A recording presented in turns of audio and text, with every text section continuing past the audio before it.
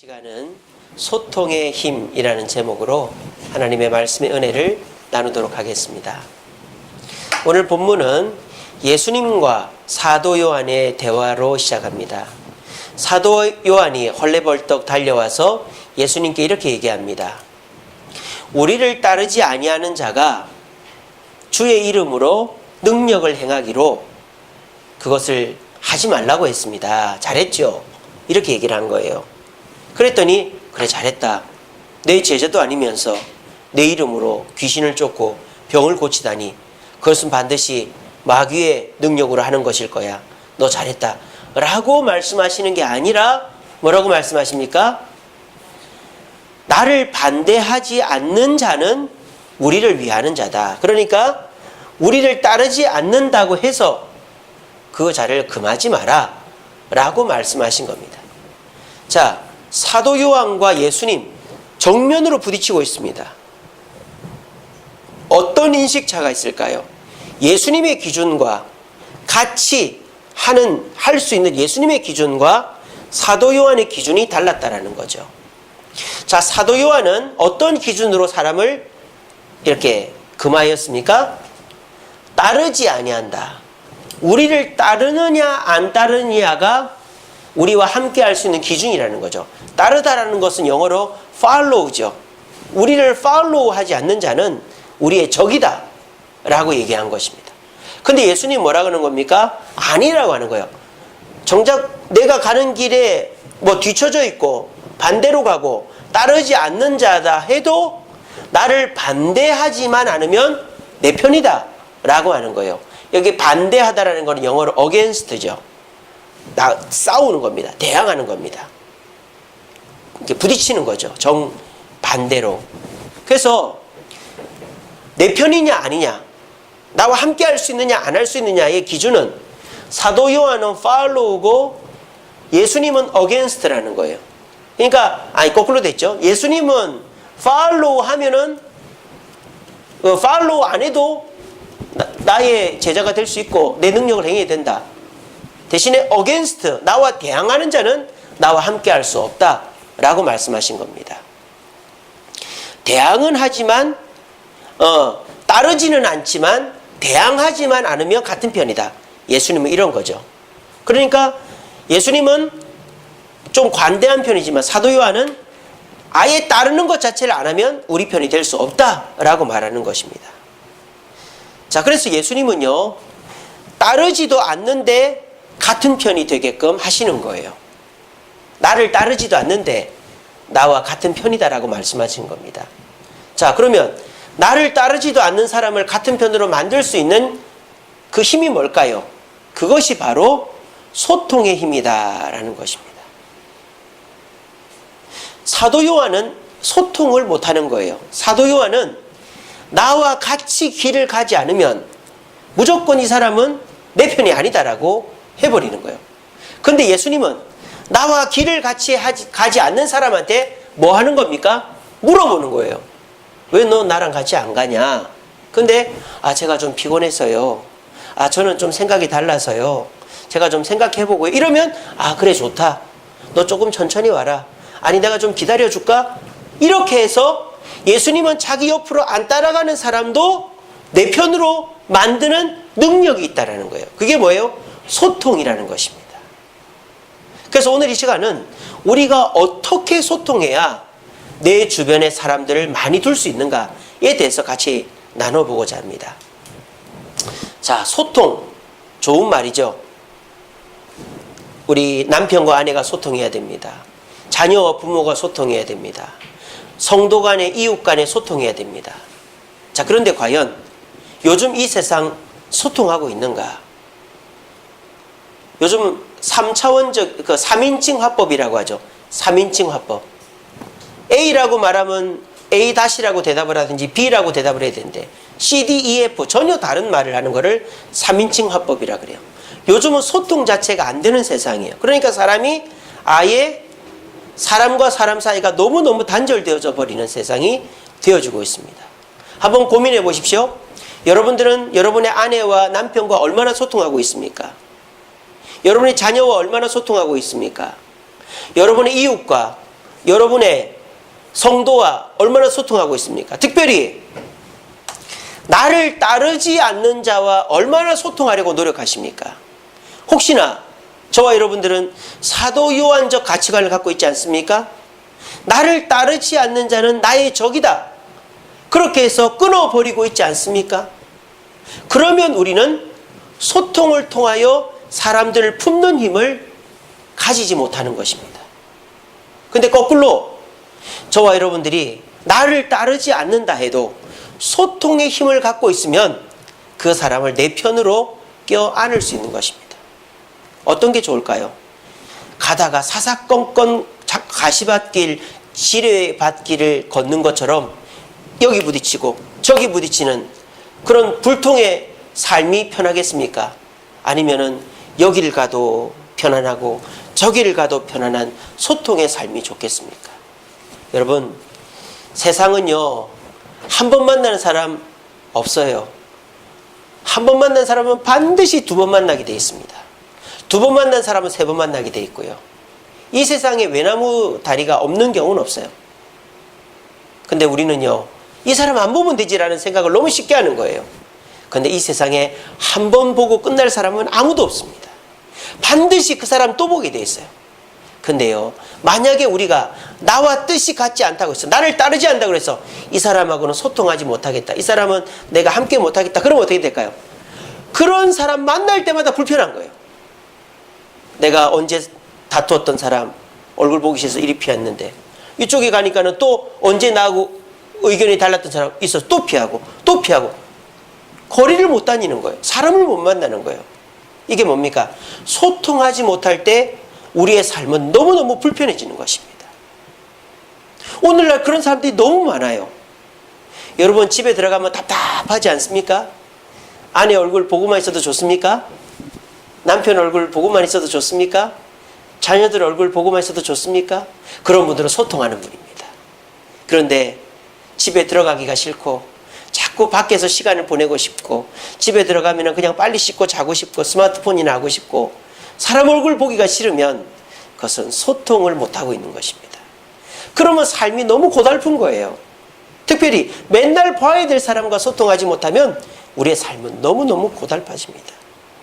그러므로 저와 여러분들이 가족들과 또 이웃들과 직장 동료와 성도들, 매일 보는 사람, 정기적으로 보는 사람과 불편하지 않으려면 소통하는 법을 배우는 수밖에 없어요. 그래서 오늘은 소통하는 법 3가지를 가르쳐 드리겠습니다. 오늘 이 말씀을 잘 가슴에 새기시고, 여러분들이 지금 나와 뜻이 다르다고 해서, 나와 함께 걸음을 걷지 않고 있다고 해서 이렇게 단절하고 있는 그 사람과 소통을 시도하시기 바랍니다. 그러면 여러분들은 불편함이 사라지고 여러 사람과 어울려서 행복하게 살아가는 시간들이 이어지게 될 것입니다. 그래서 오늘 이 시간 이 말씀 속에서 소통하지 못하고 있는 내 모습이 있지는 않은지 한번 발견해 보시고, 내 가족들과 내 이웃, 직장 동료들과 성도들과 소통함으로 우리 주변이 편안한 삶을 살 수 있는 저와 여러분 되기를 간절히 바랍니다. 소통하려면 어떻게 해야 되느냐? 우리는 보통 소통을 이제 영어로 이렇게 얘기하죠. 커뮤니케이션이라고 합니다. 커뮤니케이션. 이 커뮤니케이션은 come과 communicate라는 단어의 합성어예요.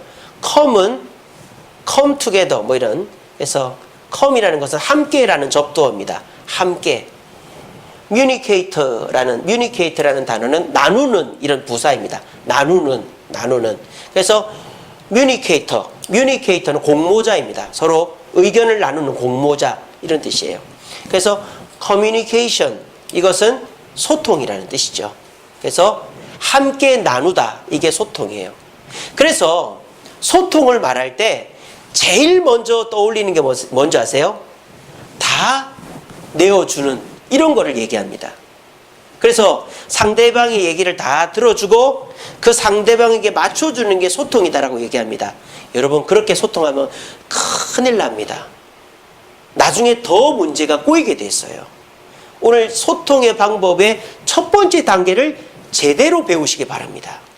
소통의 첫 번째는 커뮤니케이션이 아니에요. 소통의 첫 번째는 이것입니다. 분명한 진리관입니다.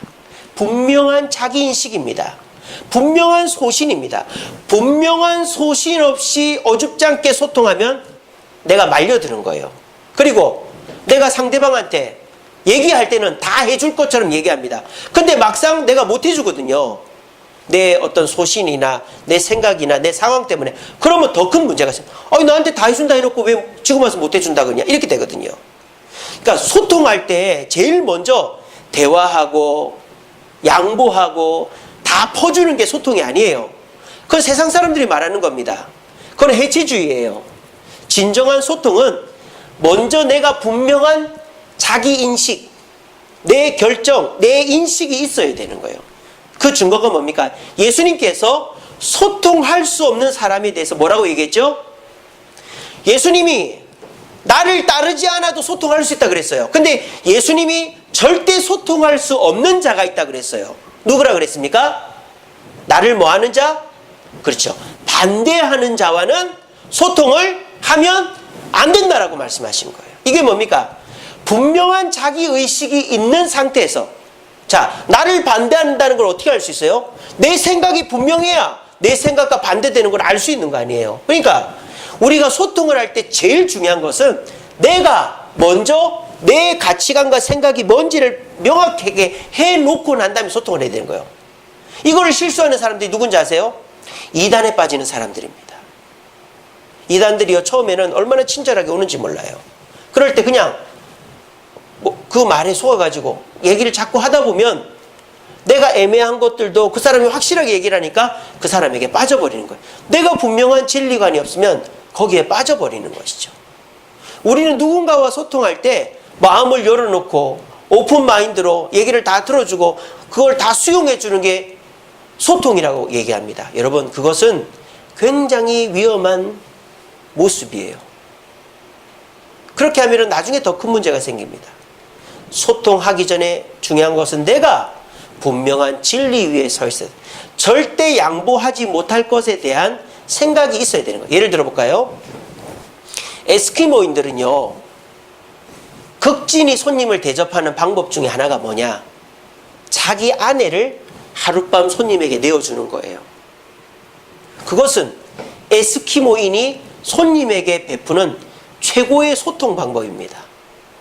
만약 그 손님이 그걸 거절하면은 이거는 서로가 예의에 어긋나는 거죠.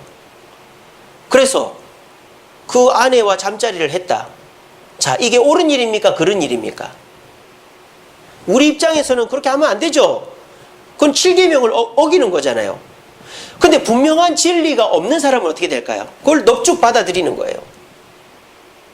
무슨 말인지 알겠죠? 우리는 누군가와 소통하려고 할 때 제일 먼저 내가 절대 양보하지 못할 것에 대한 가이드라인을 딱 쳐놓고 대화에 들어가야 되는 겁니다. 그래야 상대방과의 대화가 끝났을 때에 상대방이 나를 오히려 고마워하는 거죠. 대화를 할 때에 내가 이거는 양보 못합니다 라고 말했을 때 기분 나쁠 수 있어요. 하지만 내가 그 외에는 다 양보하는 모습을 보여주면 오히려 상대방이 고마워하는 거죠. 그런데 처음에는 다 양보할 것처럼 얘기해놓고 나중에 가가지고 미안하다, 이건 안 되겠다, 이건 안 돼, 이러면 그거는 더 관계가 나빠지는 것입니다. 그래서 여러분, 우리 부모들이 실수하는 게 이거예요. 자녀가 부모에게 막 요구해요. 엄마, 나 이것 좀 해줘, 저것 좀 해줘. 그럴 때 부모는 귀찮으니까 알았어, 다 해줄게, 알았어, 공부나 해. 근데 막상 애가 100점을 받았어요. 엄마, 다 해준다 그랬지? 뭐 해줘, 뭐 해줘, 뭐 해줘. 그건 안 돼, 그건 안 돼, 그건 안 돼. 오히려 더 애 양만 올리는 거잖아요. 남편 간에도 마찬가지입니다. 여보, 뭐 좀 해줘. 알았어, 여보, 사랑해. 다 했단 말이에요. 근데 막상 날짜가 되고 뭐가 돼서 해달라 그러면 여보, 그거는 미안해, 내가 너무 바빠, 그건 안 되겠는데, 이거는 오히려 더 관계를 무너뜨리는 거예요. 그러니까 소통이라는 것은요, 내가 잘해주는 게 능사가 아니고 안 되는 거는 분명히 안 된다고 얘기해 주는 게 진짜 소통이에요. 아시겠죠? 그래서 여러분들이 가정에서나 직장에서나 이웃에서 교회에서 소통을 하기 전에 먼저 내가 하나님의 진리 가운데서 분명한 기준을 세워놓고 양보할 것은 양보하지만 이것까지는 양보 못한다 라는 생각을 가지시면서 소통을 할 때 결국 그 소통이 진짜 소통이 되어주는 줄을 믿으시고, 여러분 내 자신에게 분명한 진리가 있는지 한번 생각을 해보시기 바랍니다. 그리고 내가 하나님의 말씀 가운데서, 내가 주님의 뜻 가운데서 절대 양보할 수 없는 것들이 무엇인가를 먼저 생각을 하고 상대방과 대화하면서 분명한 진리 가운데 소통함으로 소통의 힘을 누릴 수 있는 저와 여러분 되기를 간절히 바랍니다. 두 번째로, 소통할 때 그 다음의 단계가, 분명한 진리 가운데서 해야 될 그 다음의 단계가 커뮤니케이션이죠. 컴입니다. 컴 먼저. 컴이 함께라고 그랬잖아요. 조건 없는 만남입니다. 소통하려면 만나야 돼요. 그런데요, 그냥 문자로, 전화로 하는 소통은 소통이 아니에요. 제가 지난번에 말씀드렸죠. 우리가 사람이 서로 대화할 때 대화의 15%가 말이라고. 음성은 정보 전달이 15%밖에 안 돼요. 그러니까 아이를 딱 앉혀놓고 표정은 되게 무서워요. 인상을 딱 쓰면서 착하지, 너 이렇게 할 거지. 이건 뭐예요? 이건 공포 영화에나 나오는 거예요. 애는 그 말은 귀에도 안 들어와요. 뭐만 그 표정과 그 분위기가 먼저 들어오는 거예요. 아무리 착하지, 내가 잘해줄게, 그 말은 귀에 안 들어와요. 왜? 이미 표정과 그 분위기가 공포 분위기이기 때문에. 유치원 선생님도 이걸 잘 압니다. 유치원 선생님들 말은 엄청 곱게 하는데 애들이 막 벌벌 떠는 거예요. 왜? 눈을 딱 쳐다보면서 막 째려보면서 이렇게 하기 때문에. 정보 전달은요, 말은 15%밖에 안 돼. 나머지는 다 뭡니까? 표정, 태도, 몸짓, 눈빛 이런 거로 다 드러나는 거예요. 그러니까 제대로 된 소통을 하려면 어떻게 됩니까? 전화만 해갖고는 안 되는 거예요. 여러분 이렇게 교환 뭡니까? 이렇게 안내하는 우리 여성분들 있지 않습니까? 근데 그런 분들이 말은 네 고객님 안녕하세요, 불편하셨겠어요 이런데 손톱 소지하고 있고 껌짝짝 씻고 있고, 그러니까 그런 태도는 안 보이니까 우리가 모르는 거예요. 그러니까 그런 말에 우리는 고맙지가 않은 거예요. 그 사람이 어떤 모습으로 하는지를 모르니까. 그래서 소통을 하려면 만나야 돼요. 이걸 안 하면 소통할 수 없어요. 아무리 갈등이 쌓인 사람도요, 눈을 마주치고 얼굴을 보고 진심 어린 태도로 대화를 나누면 갈등은 풀어집니다. 아니, 말할 필요도 없어요. 만약 여러분들이 누군가 남편과 아내가 갈등을 하고 있다. 그런데 여러분들이 아내한테 여보, 우리 자주 가던 카페에서 한번 만날까? 그랬어요. 근데 아내가 계속 거절합니다. 여보, 한 번만 만나죠. 그렇게 해서 아내도 그 자리에 나오고 남편도 그 자리에 나왔어요. 자, 그 자리에 나와서 아무 말 안 해도 얼굴을 보는 그것만으로 그 두 사람은 이미 화해가 되는 거예요. 이게 뭡니까? 그 자리를 나오기까지 오만 생각을 다 하는 거예요. 내가 안 나가야 되겠다 생각도 하다가 그래도 나가줘야지. 저 사람이 그래도 날 만나자는 거 보니까 미안하긴 하나 보네. 그러면서 나오는 거예요. 그러니까 제가 신방을 다녀보니까요, 만나는 것이 정말 중요해요. 왠지 아세요? 집사님 한번 만나지요 한단 말이에요. 그러면 대부분 거절을 합니다. 근데 막 거절하다가 예, 언제 만납시다. 그러면 그 만나자는 것 자체가 절반은 이미 화해가 된 거예요. 만나는 것 자체가. 그리고 만나서 잘잘못을 안 따집니다. 그냥 많이 힘드셨죠? 죄송합니다. 그 말만 해도 그냥 다 풀리는 거예요. 이게 뭡니까? 조건 없는 만남의 힘인 거예요. 근데 우리는 이거를 잘 못해요. 만나기만 하면 되는데 만나는 걸 너무 불편하게 생각하는 거예요. 그거는 거꾸로 말하면 뭔지 아세요? 만나기만 하면 된다 이거예요. 저와 여러분들이 정말 사람 만나는 게 불편한 분들 계시죠? 내가 막 돈은 줄 수도 있고 내가 막 앞으로는 뭐 잘해줄 수는 있는데 내가 만나서 얼굴 보고 둘이 대화하는 건 죽어도 못하겠다는 분 계시죠? 그런 분일수록 만나야 됩니다. 만나면 다 해결돼요. 남편과 아내 그냥 집에서 밥 먹고 이러는 거 말고 서로가 약속을 딱 하는 거예요. 그냥 지나가다 만나는 건 아무 소용이 없다니까요. 그냥 여러분들이 집에서 여보 회사 갔다 올게, 여보 밥 먹었어? 이런 거는 소용이 없어요. 또 교회에서 오셨어요? 인사하고 이런 거 소용이 없어요. 그런 만남은 소용이 없어요. 아까 얘기했잖아요. 약속을 딱 정하는 거예요. 그리고 그 만남의 목적을 얘기하는 거예요. 여보, 우리 그동안 불편했지? 우리 언제 어디서 만나자. 그러면 그 만남의 목적 자체는 우리의 갈등을 해결하기의 목적이라는 것이 분명하기 때문에 그 자리에 나오는 것만으로도 절반 이상은 서로의 마음이 풀리는 겁니다. 아니면 나올 이유가 없거든요. 자녀와도 마찬가지입니다. 그냥 공부 열심히 하고 있지? 필요한 거 없어? 이런 식으로 대화하고 만나는 건 아무 소용이 없어요. 자녀한테도 너 아빠랑 잠깐 얘기 좀 하자. 너 그 문제에 대해서 나랑 얘기해. 그럼 애들이 자꾸 피해요. 그래도 그 문제에 대해서 나랑 잠시 얘기하자. 그런데 그 자녀가 피하지 않고 나에게 왔어요. 그러면 절반은 해결된 거예요. 근데 우리가 그거를 못하는 거예요. 교회에서도 마찬가지입니다. 불편한 사람이 있어요. 근데 문자 보내고 끝나는 거예요. 전화하고 끝나는 거예요. 아무 해결이 안 됩니다. 그리고 교회에서 만나면 서로 반갑게 악수하고 인사합니다. 아무 해결이 안 됩니다. 진지하게 우리 한번 만납시다. 언제 어떻게 만납시다. 그럼 계속 거절하겠죠. 하지만 그 자리에 나오는 것만으로도 그 갈등이 반 해결이 되는 거예요. 저는 그런 경험을 많이 합니다. 그래서 정말 극단적인 상황까지 간 분이지만 만나고 보니까 금방 그 만난 10분 만에 문제가 해결돼 버리는 거예요. 한 달 동안 힘들고 어렵고 갈등하고 막 기도하고 했던 게 10분 만난 거로 해결돼 버리는 거예요. 그게 뭡니까? 소통의 힘인 거예요.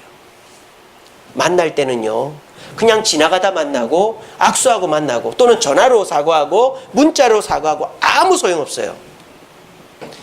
그 목적을 가지고 분명히 얼굴을 대하고 만나야 되는 거예요. 거절하겠죠. 불편하게, 나도 불편하지만 상대도 불편하죠. 하지만 불편함을 감수하고서라도 서로가 그 자리에 나오는 것만으로도 소통이 되는 겁니다. 그리고 그 갈등은 해결되는 거예요. 스티브 잡스가 스마트폰을 제일 처음 만들었습니다. 그러면서 스티브 잡스가 뭐라 그랬는지 아세요? 이것은 세상을 소통하게 하는 기계다라고 그랬어요. 그런데 오히려 이 세상은요, 그 스마트폰 때문에 더 소통을 하지 못하고 있어요. 왜? 그 스마트폰만 보고 있기 때문에, 사람을 보지 않기 때문이에요. 소통은 내 정보를 전달한다고 소통되는 게 아닙니다. 사람을 봐야 소통이 되는 겁니다. 얼굴을 보고 표정을 보고 함께 자리에 앉아야 소통이 되는 거지, 스마트폰으로 카톡 보내고 전화한다고 소통되는 것은 아닙니다. 오히려 이 방 저 방에서 서로 카톡 주고받으면서 뭐 갖고 와 뭐 갖고 와 이러고 앉아 있는 거예요. 여러분, 이 세상은 지금 잘못된 소통 방법 속에서 불통하고 있습니다. 여러분, 소통은요, 조건 없이 만나는 겁니다. 만나자라고 약속하고 자리를 정해놓고 시간을 정해놓고 서로 얼굴을 보고, 그러면요, 별 얘기하지 않아도 그동안 사랑했고 자주 만났고 가까운 사람이기 때문에 서로가 얼굴을 마주 대하는 것만으로도 서로는 스르르 녹게 돼 있어요. 이것이 소통의 힘입니다. 그러면 여러분들은 집에 들어가는 게 불편하지 않습니다. 자녀와 대화하는 게 불편하지 않습니다. 교회에서 성도와 만나는 게 불편하지 않습니다. 직장에서 직장 동료들과 만나는 게 불편하지 않습니다. 이게 바로 소통의 힘인 거예요. 한번 해보십시오.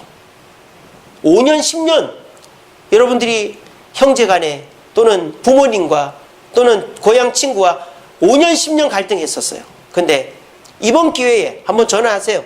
내가 며칠 날 내려갈 테니까 나 좀 만나자. 뭐 거절하겠죠. 왜 내려와, 바쁜데. 아, 됐어, 내려오지 마. 그래도 내가 내려갈게. 그날 만나자. 알았어. 그 말이면 되는 거예요. 그래서 딱 얼굴 보잖아요. 10년, 20년 동안 풀지 못했던 게 그 10분 앉아서 얼굴 보는 거로 풀릴 수 있습니다.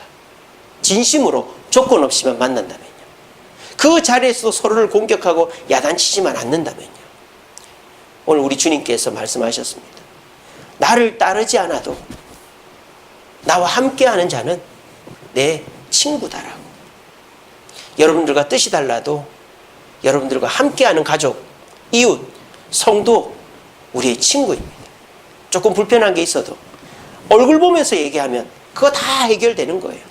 우리 모두가 이 간단하지만 마귀의 방해로 어려운 조건 없이 만나는 이것을 실천함으로 소통의 힘을 통하여 불통하고 있었던 사람들과 소통할 수 있는 저와 여러분 되기를 간절히 바랍니다. 마지막 세 번째로 우리가 소통하려면 어떻게 해야 되느냐? 아낌없는 양보를 해야 됩니다. 우리 예수님께서 사도 요한의 말에 대해서 잘못을 지적했어요. 사도 요한은 뭐라 그랬죠? 나를 따르지 않기 때문에 저 사람을 금지했다 그랬습니다. 그러니까 사도 요한은 뭡니까? 나를 따르지 않는 그것이 잘못이다라는 거죠. 그런데 예수님은 무슨 말이에요? 나를 따르지 않는 그것을 양보해라 이 말입니다. 그러면 사람과 함께 할 수 있다 이 말이에요. 사람들은요, 각자가 무언가를 양보하는 것을 불편해합니다. 내가 가진 물건, 내가 가진 기회, 내가 가진 시간, 이런 것들을 아까워해요. 그래서 그런 것들을 내어놓으면서까지 상대와 소통하는 게 쉽지 않습니다. 내가 돈을 내어서 만나고 내 시간을 내어서 만나고 그리고 그 사람에게 내 무언가를 주면서 만나고 이런 것들이 쉽지가 않죠. 하지만 우리가 나를 따르지 않는 사람을 나를 따르게 하려면 희생이 필요한 거예요. 세상에 공짜는 없습니다. 여러분들의 남편과 아내가 서로가 등을 돌리고 불편하고 자녀와 불편하고 또 직장 동료와 이웃과 성도와 불편한 것은 이유가 있어요. 나만 잘못한 것도 아니고 내가 다 잘한 것도 아니에요. 그러니까 상대가 나를 따르지 않는 것에 대해서 그 상대를 돌이키려면 내가 양보라는 걸 해야 돼요. 내 물질, 내 시간, 내 기회 등을 양보를 해야 상대가 마음을 조금이라도 돌이킬 수 있는 거예요. 그런데요, 오늘 사도 요한은 그것으로 양보가 안 되는 게 아니에요. 사도 요한이 왜 그 따르지 않는 자를 못 받아들이느냐? 그것은 34절에 보면 나옵니다. 9장 34절에 그들이 잠잠하니 이는 길에서 서로 누가 크냐 하고 쟁론하였습니다. 이건 무슨 말이냐? 제자들이 가버나움으로 가다 서로 싸웠어요. 그 예수님이 가만 보니까 왜 싸웠느냐? 예수님이 유대의 왕이 되면 내가 영이 정할 거야, 내가 자의 정할 거야, 이거 갖고 싸우고 있는 거예요. 그래서 예수님이 야단을 친 거죠. 그러니까 사도 요한의 마음속에는 뭐가 있는 거예요? 나는 높은 사람이다. 나는 기득권을 갖고 있다. 나는 대단한 사람이다. 자신에 대한 기득권, 자존심, 욕심, 이런 것들이 가득 차 있는 거예요. 그래서 내가 기득권이 있음에도 불구하고 나를 따르지 않는 그 사람이 용서가 안 되는 거예요. 야, 내가 예수님의 넘버 3야. 너 왜 내 말 안 들어? 너 그러면 예수님 말씀대로 전하지, 그렇게 하면 안 돼. 이렇게 한 거예요. 그러니까 사도 요한은 내가 기득권을 갖고 있으니 나에게 따라야 된다라고 얘기를 하고 있는 거예요. 그런데 우리가 아무리 내가 기득권을 갖고 있고 자존심이 있고 욕심이 있어도 그거를 내려놓지 않으면 소통할 수 없다라는 거예요. 그래서 예수님 뭐라 그러는 겁니까? 대항만 하지 않으면 소통해라. 우리 편을 받아들여라. 그게 뭡니까? 기득권이나 내 욕심이나 이런 거는 중요하지 않다. 진리에 어긋나지 않으면 우리 편이다 라고 말씀하고 있는 것입니다. 왜 사람과 소통하지 못할까요? 내 것을 내려놓지 못할 때 소통이 안 됩니다. 실컷 얘기는 다 했어요. 만나서 얘기는 다 했어요. 근데 헤어지고 난 다음에 똑같아요. 똑같이 욕심부리고 똑같이 화내고 똑같이 야단치고 그러면은 소통이 안 되는 거예요. 실컷 만나서 우리 잘하자, 앞으로 잘하자 해놓고는 예전이랑 똑같이 하면은 양보가 안 되면은 그런 소통이 안 되는 거예요. 만나서 서로가 분명히 얘기하고 난 다음에 내가 이런 건 양보해야 되겠다. 한 가지라도 변화가 되어질 때 상대는 그것을 느끼는 것입니다. 그리고 자기도 내려놓는 거예요. 그래서 기득권을 가진 자가, 자존심이 센 자가, 욕심이 많은 자가 먼저 내려놔야 되는 거예요. 그러면 상대도 내려놓게 되면서 서로가 소통하게 되어 있는 것입니다. 이것이 소통의 방법입니다. 한번 우리 자신을 돌아봅시다. 여러분들은 소통을 어떻게 생각해 오셨습니까? 그냥 서로 전화로, 문자로 서로의 얘기를 주고받고 그래서 어느 정도 불편함을 면하면 소통하고 있는 거라고 생각하십니까? 그거는 진정한 소통이 아닙니다. 우리 주님이 원하는 소통이 아닙니다. 오히려 더 갈등을 잠재시키고 있는 소통입니다. 진정한 소통은 뭘까요? 먼저 내가 분명한 진리관을 갖고 있어야 됩니다. 그걸 밝히면 안 되죠. 내가 절대 양보 못하는 것이 있어야 돼요. 우리 예수님이요, 이혼하지 말라 그랬어요. 근데 이혼해도 되는 경우가 뭐죠? 복음을 안 받아들이고 신앙에 대해서 반대하면 이혼해도 된다 그랬어요. 부모를 공경해야 되죠. 근데 부모를 공경 안 해도 되는 경우가 있어요. 언제? 부모가 하나님 말씀을 어길 때. 분명한 진리에서 어긋나면 그거는 용납이 안 되는 거예요. 그러니까 먼저 분명한 진리 속에서 소통을 들어가야 됩니다. 두 번째는 뭡니까? 만나야 돼요. 전화해서 안 됩니다. 카톡 보내서 안 됩니다. 그냥 지나가다 악수하고 얼굴 보는 거로는 안 됩니다. 분명하게 얘기를 하는 거예요. 몇 월 며칠 날 우리 만납시다. 이 문제로 만납시다. 계속 거절하겠죠. 하지만 만납시다. 그렇게 해서 만나기만 하면 별 얘기 안 해도 얼굴만 보고 잠시 앉아있어도 서로의 갈등이 절반 이상은 해결되는 거예요. 그리고 만난 다음에 어떻게 해야 될까요? 양보를 해야 되는 거예요. 이 실천을 해야 되는 거예요. 실천을. 내가 그동안에 욕심부리고 기득권 또 자존심 셌다면 이제 그거를 내려놓는 모습을 보여줘야 상대도 내려놓으면서 소통이 되는 것입니다. 그러면 내 남편이 불편하지 않고 내 아내가 불편하지 않고 내 자녀가 사랑스럽고 내 이웃과 직장 동료와 성도와 불편하지 않은 거예요. 여기 가도 행복하고 저기 가도 행복하고 이 사람 만나도 좋고 저 사람 만나도 좋고 피해가지 않고 다 만나고 대로를 활보해도 하나 부끄러울 것이 없는 사람이 되는 것입니다. 근데 요즘 사람들은 이걸 못하는 거예요. 다 원수를 만들어 놓는 거예요. 다 잘라 놓는 거예요. 그래서 나중에는 갈 데가 없는 거예요. 이 사람은 이래서 못 만나고 저 자리는 저 사람이 오니까 내가 못 가겠고 이 자리는 저 사람 불편하니까 내가 못 가겠고 갈 데가 없는 거예요. 결국은 오늘날 사람들이 다 그래요. 그러니까 혼자 외톨이가 되어 있는 거죠. 집에만 있는 거죠. 스마트폰만 하는 거, 영화만 보는 거죠. 결국 이것은 마귀가 좋아하는 일이 되는 것입니다. 우리 모두가 소통하는 힘을 가질 때 우리는 나도 살고 남도 살리게 되어집니다. 소통은요, 중간에 다 연결시켜주는 누군가가 정말 중요합니다. 여러분들이 그런 역할을 해주셔야 돼요. 다들 보면 자존심이 세서 서로 양보도 못하고 꽁 하고 있는 거예요. 그럴 때 여러분들이 중간에서 이 사람도 끌어들이고 저 사람도 끌어들여서 여러분들이 연결시켜주면 우리 주변은 다 소통하는 사람이 되는 겁니다. 집에서 아내가 남편과 자녀 사이를 이어주고 직장에서 여러분들이 직장 동료들끼리 이어주고 교회에서 성도들끼리 불편한 사람을 이어주는 역할을 할 때 우리는 소통의 힘을 발휘함으로 주님께 칭찬 듣는 사람이 되는 것입니다. 오늘 이 말씀 잘 가슴에 새기시고 그동안 남들과 소통하지 못하고 불편해서 정말 힘들었고 답답했던 그 마음을 계속 그대로 두고 가지 마시고 이 말씀들을 실천함으로 우리 모두가 불편함이 없이 모두와 화목하고 평화할 수 있는 저와 여러분 되기를 간절히 바랍니다. 말씀을 맺겠습니다. 이 그림을 한번 보십시오. 80이 넘은 할머니와 이제 10대인 아이가 서로 대화를 하고 있습니다. 근데 이 할머니는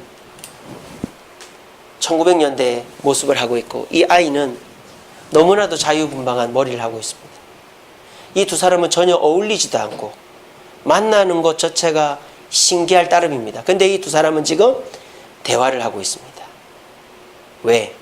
이 두 사람은 서로 소통하고 있기 때문에. 그러니까 이 두 사람은 서로 대화할 수 있고 불편함이 없는 것입니다. 여러분, 이 시대는요, 더 소통하기가 힘들어졌어요. 왠지 아세요?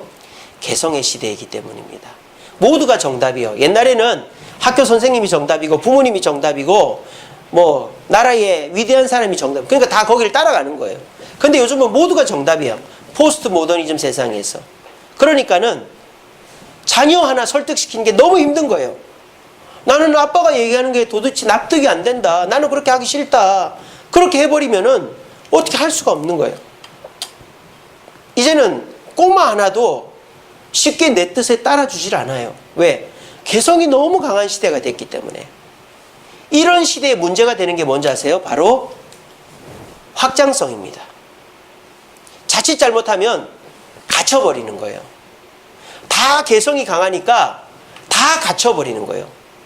다 정답이니까 남한테 양보하지 못하고 남한테 배려하지 못하니까 다 그냥 혼자서만 이렇게 살아가는 거예요. 오늘날 그렇게 돼버렸잖아요.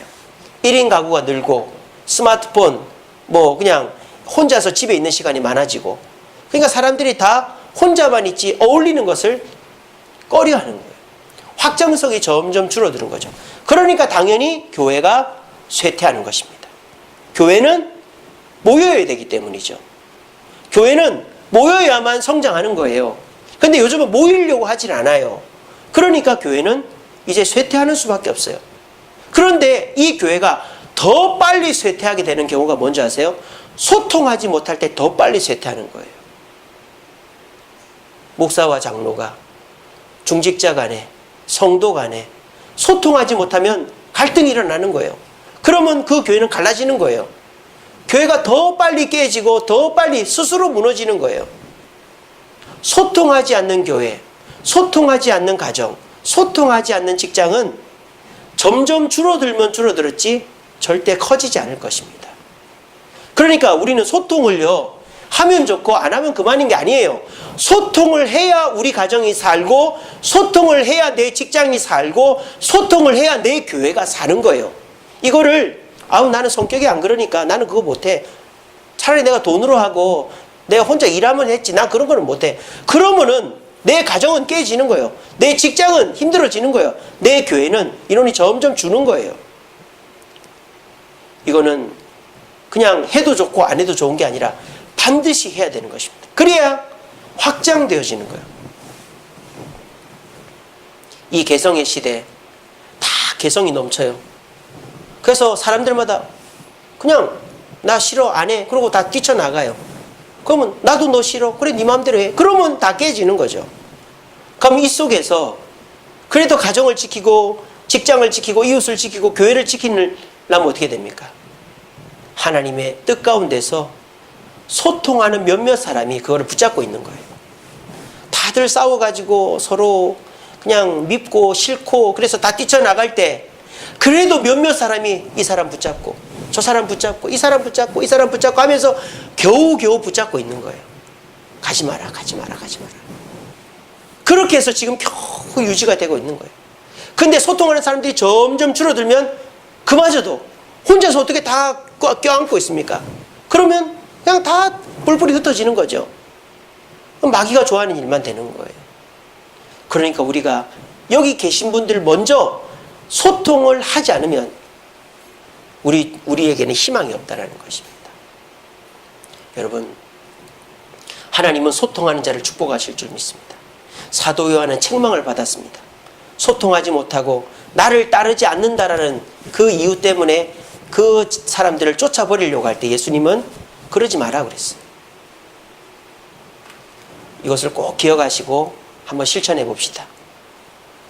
소통하기 전에 먼저 내가 분명한 진리 가운데 있는지 돌아보시기 바랍니다. 그리고 그 진리 가운데 있는 가운데서 나와 불편한 관계가 있고 다툼이 있었다면 무조건 만나야 됩니다. 무조건. 전화로 하지 마시고 문자로 하지 마시고 이제 어느 정도 됐겠거니 하고 그냥 얼굴 보고 인사하니까 이제 됐겠지. 그거 안 된 겁니다. 그렇게 생각하지 마시고 언제 만나서 얘기 좀 하자. 남편한테도 아내한테도 자녀한테도 언제 만나서 나랑 얘기 좀 하자. 직장에서도 교회에서도 그렇게 하십시오. 그리고 얘기하고 난 다음에 내가 먼저 양보하십시오. 내 자존심을, 내 기득권을, 내 욕심을 양보하십시오. 그러면 상대도 반드시 내려놓게 되어 있습니다. 근데 상대가 내려놓으면 나도 내려놓겠다? 그럼 소통이 깨지는 것입니다.